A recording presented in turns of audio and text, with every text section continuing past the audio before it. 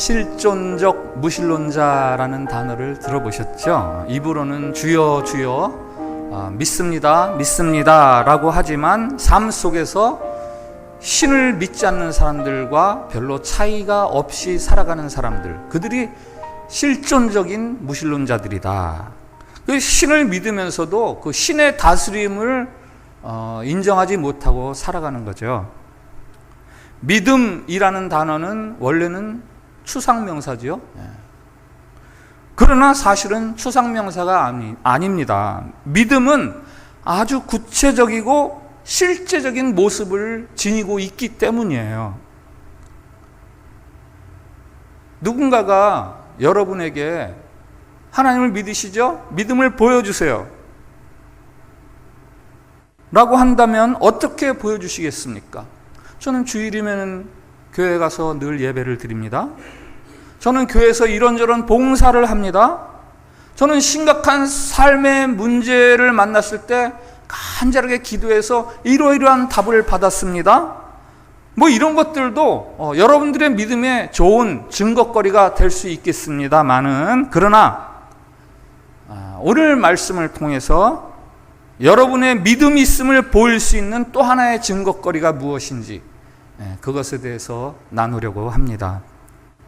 오늘 본문 말씀은 우리가 어떻게 기도해야 응답받을 수 있는가 하는 차원에서 많이 인용되는 말씀이죠. 그러나 사실은 이 말씀은 그 앞에 17장 20절에 있는 유대인들의 질문에 대한 예수님의 긴 대답 중에 일부예요. 유대인들이 예수님에게 묻습니다. 하나님의 나라가 어느 때에 임합니까? 하나님의 나라가 언제 임합니까? 그들이 말하는 하나님의 나라는 정치적인 의미의 하나님 나라죠. 이스라엘에게 상을 주시고 이스라엘을 억압하던 이방 나라들을 징계하시고 벌주는 해방의 날, 하나님의 백성들이 길을 펴고 큰 소리 칠 수 있는 그런 날, 그날이 언제 오는 겁니까? 라고 묻는 거죠. 예수님이 대답하십니다. 노아의 때, 소돔과 고모라의 때를 보면 알게 된다. 사람들이 온통 먹고 마시는 일에 정신이 팔리고 돈 벌어서 집 짓는 일에 정신 팔리고, 그래서 믿음의 사람들이 외롭고 고독하게 살아가는 그 시대, 그때 갑자기 온다. 그리고 그 대답의 연장선에서 오늘 이 비유 말씀을 추가해 주십니다.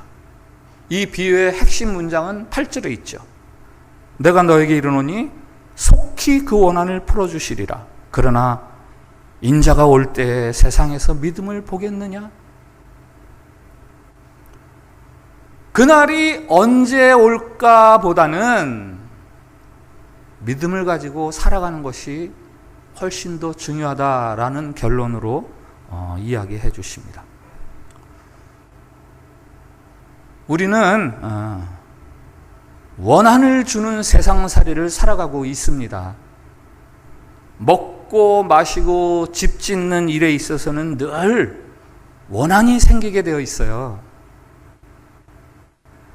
불의한 재판관, 하나님을 두려워하지 않고 자기 마음대로 살아가는 가난한 힘없는 사람들 무시하는 권력자 아닙니까? 과부, 억울하고 원한이 있는 세상살이를 살아가는 피해자 아닙니까? 여러분, 세상이 공평한가요? 아니면 불공평한가요? 세상은 우리가 바라고 생각하는 것처럼 그렇게 이상적이거나 공평하지 않습니다. 요즘 한국의 젊은이들이 불평하는 것이 공정 아닙니까? 이 세상이 너무 불공평하다는 거죠. 누구는 방학 때문에 새벽부터 밤까지 아르바이트해서 다음 학기 학비 마련해야 되는데, 누구는 방학 때문에 비행기 타고 어학연수 가더라.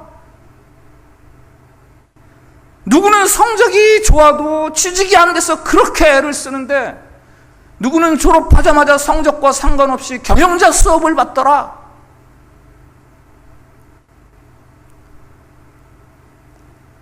내 뜻이나 내 바람대로 되지를 않고 노력한 만큼 누릴 수 있는 그런 공평한 세상이 아닙니다. 불공평함 때문에 입는 우리의 상처가 억울함이 되고 원한이 됩니다. 나는 열심히 노력하는데도 잘 안 되고 빈둥빈둥거리는 저 사람은 잘 되고, 나는 열심히 노력해서 여기까지 왔는데 놀고 먹는 것 같은 저 사람이 또 여기까지 같이 와 있고, 그게 원한이 생기는 거죠. 세상의 억울함에 치여서 이런 심정을 가지고 세상을 살아갑니다. 이런 건 결단코 믿는 자의 태도가 아닙니다.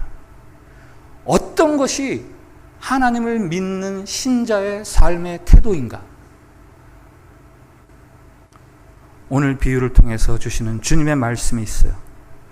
그래도 억울해도 원통스러워도 하나님의 다스리심을 신뢰해라. 오늘 말씀 시작하는 1절에 항상 기도하고 낙심하지 말아야 할 것에 대한 비유라고 친히 말씀하십니다. 기도한다는 것은요, 두 가지 마음입니다. 하나는 희망한다는 거죠. 바란다는 거죠. 그리고 또 하나는 신뢰한다는 겁니다. 기도 들으시는 분을. 원한이 생기는 세상살이일지라도 성도는 희망하고 신뢰하는 사람입니다. 우리를 억울하게 하고 원통하게 하는 이 세상살이, 제자의 삶이란 그것들을 이리저리 계산해 가면서 그것들을 피해 가면서 살아가는 삶이 아니라 그것들을 극복하는 것이 제자의 삶이고요. 무엇으로 어떻게 극복하는가? 하나님에 대한 신뢰와 하나님이 이루실 일에 대한 희망, 그거 가지고 피하는 것이 아니라 극복하는 삶을 살아가는 게 바로 제자의 삶이에요. 그걸 기도라고 말씀하시는 거죠. 그걸 기도라고 말씀하시는 거예요. 이지선이라는 청년, 지금은 청년도 아니고 다 아실 거예요. 지선아 사랑해라는 책으로 벌써 20년도 넘게 전에 대한민국에 널리 알려진 청년, 대학 졸업을 앞두고 교통사고를 당합니다. 근데 이지선 씨는 교통사고를 당했다고 말하지 않는다고 그래요. 당했다는 말이 자기를 피해자처럼 그렇게 인식시키기 때문에 교통사고를 만났습니다, 이렇게 얘기해요. 사고 현장에서 자동차가 폭발을 하면서 전신에 화상을 입어서 저렇게 변화되었어요. 여러분이 이지선 씨라고 생각을 해보세요. 사고 전, 사고 후. 기적적으로 살아나긴 했는데 엉망이죠. 엉망이죠. 그런데 저 여자 청년의 입에서 이런 말이 나와요. 나는 하나님 나라의 VIP입니다. 잘려진 손가락으로 V자를 그리면서 하는 말이, 나는 하나님 나라의 VIP입니다. 최근에 꽤 괜찮은 당신이라는 책을 또 냈어요. 꽤 괜찮은 당신. 그 책의 에필로그에서 이렇게 말합니다. 발췌 요약해서 소개를 드릴게요. 살다 보면 예측할 수 없고 통제할 수 없는 일들이 일어납니다. 착한 사람에게도 나쁜 일이 벌어집니다. 나쁜 일은 누구에게나 일어날 수 있으며, 내가 무슨 잘못을 해서 이런 벌을 받는 거냐고 울분에 찬 질문을 던집니다만 그것은 벌이 아닙니다. 지금부터 상처 입은 당신께 나쁜 일은 생겼지만 그것이 나쁜 일로 끝나지 않을 수 있다고 이야기하려고 합니다. 불행에는 본질적으로 좋은 것은 없지만 불행으로부터 좋은 것을 이끌어내는 것은 가능합니다. 불행한 일을 끝까지 불행한 일로 내버려 둘지, 그 불행한 일로부터 좋은 것을 이끌어내려고 노력할지 우리에게 선택할 자유가 있습니다. 우리는 앞으로의 인생의 태도를 결정할 수 있습니다. 희망의 힘을 얕잡아 보지 않았으면 합니다.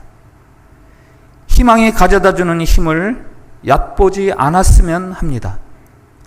희망에는 사람을 살게 하는 엄청난 힘이 있습니다.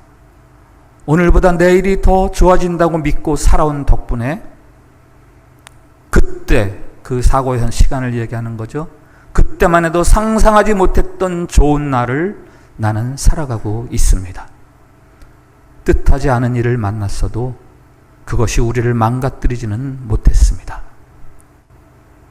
최근에 이지선이라는 이름이 매스컴에 다시 소환되었어요. 사고 후 20여 년 동안 그가 미국에 가서 사회복지 공부를 해서 박사학위를 받고 포항의 한동대학에서 교수 생활을 하다가 그가 학부 때 공부했던 이화여대에서 부교수로 임용되었다 해서 매스컴에 다시 그녀의 이름이 소환되었습니다. 엄청난 불행을 만난 20대 초반의 젊은 여학생이 20여 년이 지나면서 불행을 만나는 또 다른 사람들을 일으켜 세워주고 격려해주고 응원하는 사람이 되었습니다. 어떻게 그게 가능합니까? 믿음 때문이죠. 믿음. 나는 하나님 나라의 VIP.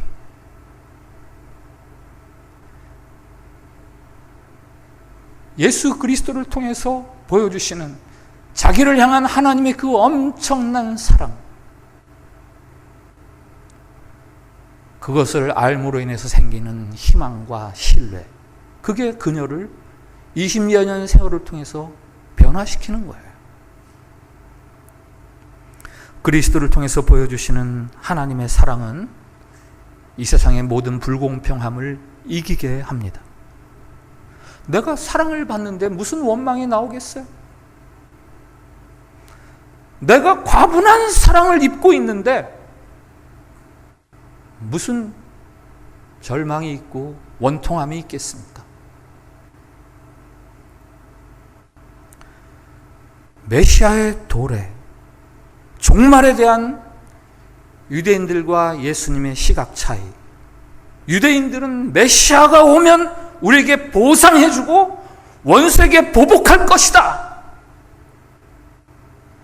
이렇게 생각합니다마는, 그러나 주님은 그 하나님의 때는 억울한 자, 억눌린 자, 상한 자들이 하나님의 사랑을 알게 되므로 그 억울함을 벗어난다, 이렇게 풀이를 해주십니다. 특별히 제자의 길, 제자도, 오늘 8번째 시간인데 누가복음을 통해서 쭉 제자의 도에 대해서 보고 있습니다. 우리가 보고 있는 이 누가복음의 별명이 있어요. 가난하고 소외된 자를 위한 복음서. 마태복음, 마가복음, 요한복음과 다른 누가복음에 아주 독특한 특징이 있습니다. 여인들, 그 시대의 여인들, 노인들, 어린아이들, 세리, 죄인, 이방인들, 그들에게 남자가 되어야지, 혹은 유대인이 되어야지, 이렇게 말하는 복음서가 아니에요. 얼른 커서 머리 좋고 힘센 어른으로 살아라, 이렇게 말하는 복음서가 아닙니다. 누가복음에서 다른 복음서보다 눈에 두드러지게 많이 등장하는 내용이나 단어가 있는데요. 기도, 그리고 찬송, 성령. 기도와 찬송과 성령. 성령을 통해서 기도로, 찬송으로 하나님과 소통할 때, 그때 우리는 이 한많은 세상을 원통해하지 않고 억울해하지 않고 찬송하면서 구원을 누리는 자로 살아갈 수 있다라는 게 누가복음의 구원론이에요.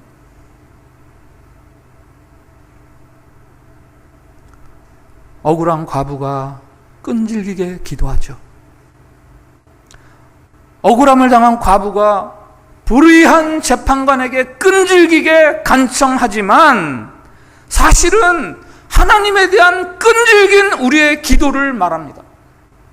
불의한 재판관도 들어주는데 하물며 하나님이 들어주시지 않겠느냐? 이것이 이 비유 말씀이 들려주는 결론이죠. 기도, 그리스도의 사랑을 통해서 보여주시는 그 하나님의 주제에 대한 나의 신뢰, 그리고 나의 소망, 나의 희망, 그것을 보여드리는 게 기도 아닙니까? 그것은요, 일시적이고 단발적인 게 아니에요. 끈질기게 신뢰하고 희망하면서 끝까지 견뎌야 하는 거죠. 한 시인이 자신의 SNS에 이렇게 글을 올렸어요. 우리 영혼을 엿보는 자가 사용하는 전략은 두 가지입니다. 거짓말과 두려움. 너는 하나님께 버림받았어. 너 이제 끝났어. 너는 사랑받지 못해. 그러니 포기하라고 부추기는 거죠. 속지 마십시오. 당신의 영혼을 엿보는 자보다 그 진리가 당신 안에 있습니다. 당신의 영혼을 창조하신 하나님이십니다. 통해서 우리에게 들려주시는 하나님의 사랑, 우리에게 보여주시는 하나님의 사랑, 그 사랑에 끈질기게 달라붙어 있어야 돼요. 예수님이 잡히던 날 저녁에 베드로와 요한, 야고보 세 제자를 데리고 겟세마네 동산으로 가서 너희는 여기에서 나를 위해서 좀 기도해라 라고 말씀하십니다. 죽음의 그림자가 다가오는 긴장감이 극에 달하는 그 순간, 주님으로서는 억울하고 분통스러운 시간일 수도 있어요. 그러나 그 순간에 예수님 기도하십니다.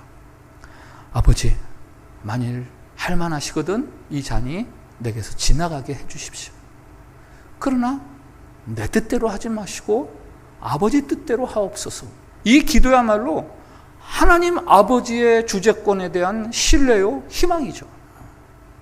두렵고 떨리고 억울하고 분한 상황에서도 우리 주님은 그 같은 신뢰와 희망을 내려놓지 않으셨습니다. 모리슨 목사님이 내 마음의 하이웨이라는 책에서 인내에 대해서, 견디는 것에 대해서 이렇게 쓰고 있어요. 인내란 삶의 어려운 요소들을 담담하면서도 명랑하게 받아들이는 것이다. 인내란 영혼이 상처받지 않고 난관과 비극적인 시간을 통과해내는 것이다. 흔히 해결할 수 없는 일을 인내해야 한다고 말하지만 이를 악물고 버티는 식의 인내는 아무런 즐거움이 없다. 성경이 말하는 인내란 이보다 훨씬 기쁜 것이다. 즐겁게, 심지어는 감사하면서 받아들이는 것이다. 빌립보 감옥에 갇힌 바울과 실라는 기쁨으로 자신들의 상황을 받아들였다. 그들은 기뻐했으며 그 마음속에 찬송이 있었다. 이것이 성경이 말하는 인내다. 어릴 적에 추석이나 무슨 설날 같은 명절을 기다리던 마음이 혹시 어떤 마음이었는지 생각나십니까? 엄마가 유달리 장을 많이 보고 오고, 게다가 고기도 막 사오고, 만두를 수백 개씩 빚으시고, 잡채를 달아다가 이만큼 하시고, 그러면 그때 어린아이의 마음에 설레임이 생기죠. 이야, 삼촌이 오신다. 야, 누가 온다. 오면 돈 주니까. 기다림은요, 설레임이고 기쁨이에요. 믿음을 가지고 참고 견디는 것은 즐거움이지 이게 억지가 아닙니다. 다시 오늘 설교 처음으로 돌아가서 여러분에게 드렸던 질문을 다시 드릴게요. 불공평한 세상살이에서 여러분이 믿음이 있음을 무엇으로 보이시렵니까?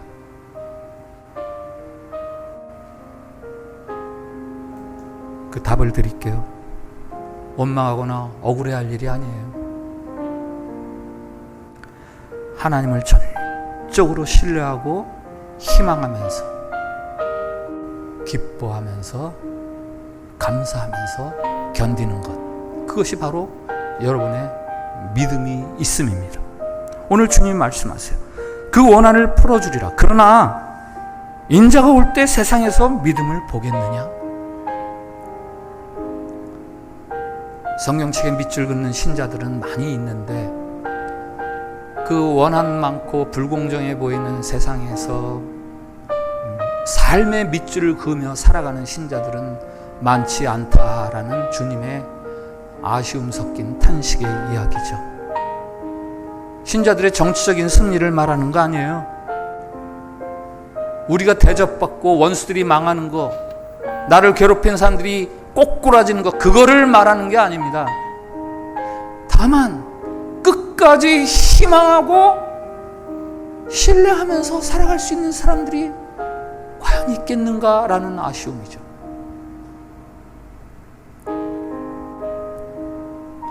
언젠가 자다가 꿈을 꾸고 일어나서 막 메모했던 메모가 있어요.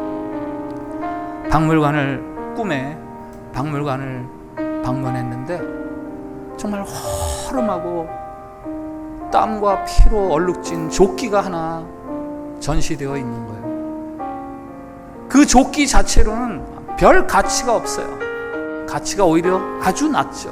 근데 그거 뭐 그렇게 가치가 있다고 그거를 박물관에 고이 모셔놓습니까? 그거를 입었던 사람이 위대한 사람이었어요. 조끼 자체는 가치가 없지만 그 조끼를 입었던 사람이 위대한 사람이면 그 조끼가 가치가 올라가는 거예요. 주인과의 스토리가, 얼룩이 남아있는 조끼, 그것처럼 주님과 여러분 사이에 스토리가 남아있는 삶, 그 삶이 좀 억울하고 분통스럽고 좀 화가 나는 삶의 조건일지라도 그것 자체가 가치 있는 건 아니에요. 그러나 그것들 속에서 우리가 주님과의 스토리를 만들어 갈 때 여러분들의 삶이 쫙 걸리는 거죠. 하늘나라에 걸리는 거죠. 이걸 봐라, 명품이다. 정치적으로 사회적으로 힘 있는 자리에 올라가라 소리가 아닙니다. 주님과의 그 고된 얼룩진 스토리가 남아있는 사람들, 그 사람들을 부르는 다른 이름이 예수 그리스도의 제자인 거예요. 예수 그리스도의 제자. 찬양을 합시다. 왜 나만 겪는 고난이냐고 불평하지 마세요. 고난의 뒤편에 있는 주님이 주실 축복 미리 보면서 감사하세요.